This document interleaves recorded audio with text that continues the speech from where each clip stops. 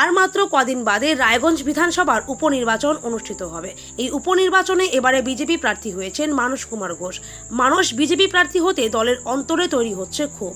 তাকে কিছুতেই মেনে নিতে পারছেন না দলীয় কর্মীদের একাংশ, যাকে কেন্দ্র করে রাজনৈতিক মহলে তৈরি হয়েছে জোর জল্পনা। এবারের সেই জল্পনাকে আরও উস্কে দিল বিজেপি প্রার্থী মানস ঘোষের মনোনয়ন প্রক্রিয়া। মানস ঘোষ কবে মনোনয়ন দেবেন কদিন থেকেই তা জানার চেষ্টা করছিল সংবাদ মাধ্যম, কিন্তু বিজেপির পক্ষ থেকে সেভাবে কিছু জানানো হয়নি। এরই মধ্যে আজ দুপুরে চুপিসারে মনোনয়নপত্র পেশ করেন মানস ঘোষ। এদিন মহকুমা শাসক কিংসুক মাইতির হাতে মনোনয়ন তুলে দেন তিনি।